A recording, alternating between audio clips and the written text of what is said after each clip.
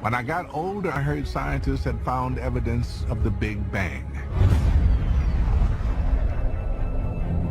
According to that theory, the entire universe burst out of a single point in an instant of fiery creation. And now that science knows so much about our cosmic origins, what place is there for religious belief in the beginning? I want to know about the Islamic story of creation, so I'm going to Cairo. Islam has deep roots in science. Muslim astronomers were charting the heavens soon after the time of Muhammad. Speak to me about the Islamic concept of creation. In Islam, the beginning of the story starts with this massive cloud of smoke from which the heaven and earth are pulled from inside the smoke. And then the earth after that gets formed into what it looks like before the beings are created. Interestingly, that is very cosmic. Right.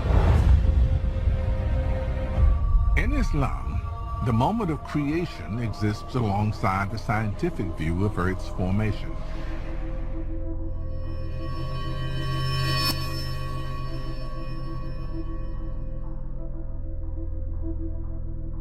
أَوَلَمْ يَرَى الَّذِينَ كَفَرُوا. This is do not the unbelievers see.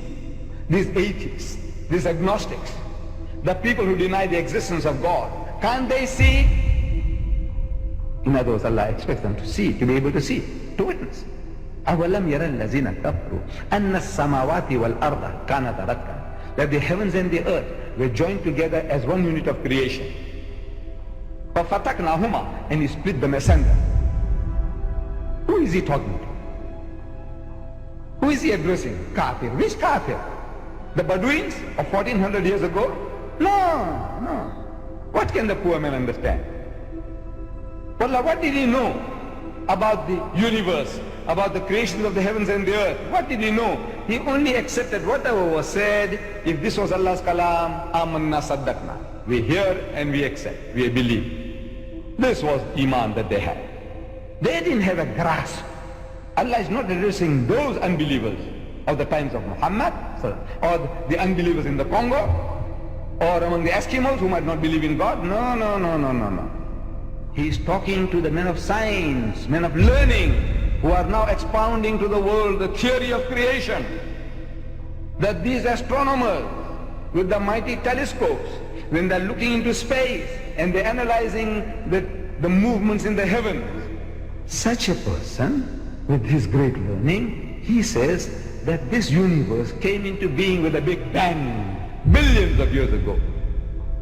Because he is watching the universe and he is noticing that these heavenly bodies are receding from a central place somewhere, is all going out in all directions, moving away, away, away.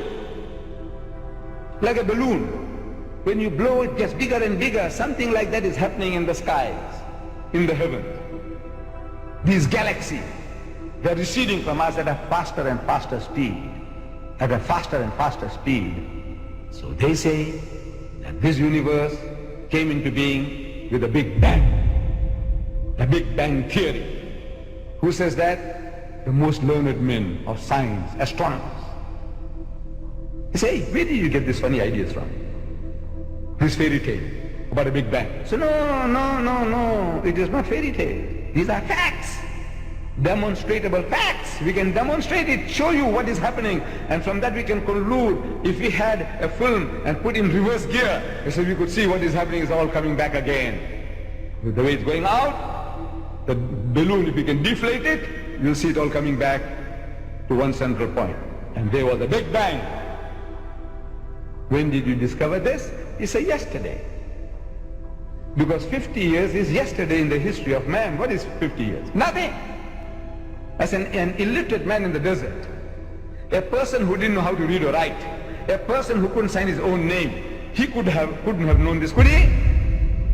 He says, no, never. Impossible. Man doesn't know astronomy. He hasn't got the instruments. He hasn't got a telescope. Nothing. in the desert, and among an Ummi people, illiterate people. And he is now telling you, this man in the desert 1,400 years ago, كانت رتقا ففتقناهما, and he split them asunder. And you biologists, people who study minute life, microprotosm, the amoeba, he says, you know, life originated in the sea, water. Without this water, no life. And they tell you, look, we look back in time, in space, they say, look, this is how life originated. There was a time when this earth was a molten mass. Nothing could have survived here. Everything boiling, and over a period of billions of years, you know, the vapors went up and came down, and the vapors went up and came down and started cooling this earth. It took billions of years, and then started life, germ, plant life, and all these things started. At one time there was nothing, and then it started. Where did life come from? He says from the sea. Certain chemical action, the sun playing its part, and life started from there. When did you find this out? It's yesterday. Because 50 years is yesterday in the history of man. An illiterate man in the desert, he couldn't have known that, could he? He says, no, never. So, well, listen. So, وَجَعَلْنَا مِنَ الْمَاءِ كُلَّ شَيْءٍ حَيٍّ, and he has made from water every living thing. So, أَفَلَا يُؤْمِنُونَ, will you then not believe? Who? You, men of science, you, men of learning, you kafir, you atheist, you agnostic, why can't you believe? Then there's of course the famous ayah about the heavens and the earth, which is the Arabic expression for the universe, heavens and the earth. كَانَتَا رَتْقًا. The word ratqan in Arabic means something that is fused and inseparable. Fused and inseparable. The word ratq was used when a mother is carrying a child, because the mother and the child are inseparable. And when she would start delivering, the other word was used, fataqa. Fataqa is the time for her to start parting. Literally her body is parting up and she's parting from her child. So the ayah says the heavens and the earth used to be fused and inseparable, and then we caused them to come apart. Meaning there was the universe in its original form was a fused, united body, some sort of matter, and then it became and spread out, and then the words used later on, it spread out far and wide. So it's close to, very close to, interestingly close to the Big Bang Theory that Allah subhanahu wa ta'ala describes the beginning of the heavens and the earth. As if that is not enough, look at the Frontier project of NASA right now. They're looking for a sign of life on Mars, spending about probably close to $1 billion, $600 billion on it, going $1 trillion. What are they looking for as a sign of life? Are they looking for emails, furniture? You know, they're looking for water, because you find water, you're going to find life. The same verse in Surah Al-Anbiya, chapter 21, that told us how the universe started, is telling us what is the source of life in the universe, the continuation of it, and out of water we have created every living thing. How would Prophet Muhammad ﷺ know that? And as if that is not enough, you go to Surah Fussilat, chapter 41. The scientists would tell you that massive explosion, the stars and the planets did not come out like that. It was in the condition of smoke, huge light years areas of smoke, and then it got so intense inside it that the stars are born and the planets are born.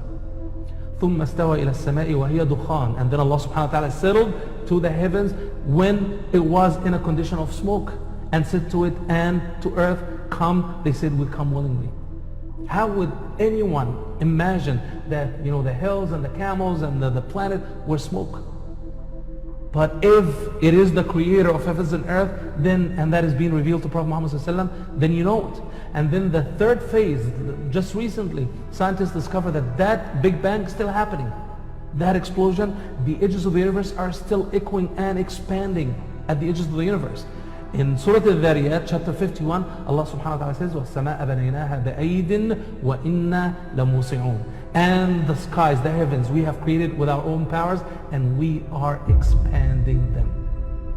This is the Creator talking. Creator 1400 years ago in the Quran. And then subhanAllah, the Quran is Surah filled with 51 verse 47, وَالسَّمَاءَ بَنَيْنَاهَا بِأَيْدٍ وَإِنَّا لَمُوسِعُونَ. As for the sky or the heavens, we have created it, we have built it, and we are expanding it. So this seems to be very clear that God here is doing the work. He is the active participle here, musi'un. We are expanding it. In fact, I may add here, if you allow me, that some of the classical commentators were puzzled by the verse, and they said, well, it just means that it is large, or that God is filling it with more provisions, because they couldn't conceive like the universe is expanding fast as it is already. So they avoided the obvious meaning, but as Maurice Bucaille has shown in his book, The Bible, Quran and Science, that is the literal meaning, and that literal meaning actually makes sense to us today, because we know today that the universe is expanding since the 1920s. This was discovered, and it became a firm theory and since 1964 with the discovery of cosmic microwave background radiation, because that proved once and for all that the universe is in fact expanding from a Big Bang origin that occurred some maybe 14 billion years ago.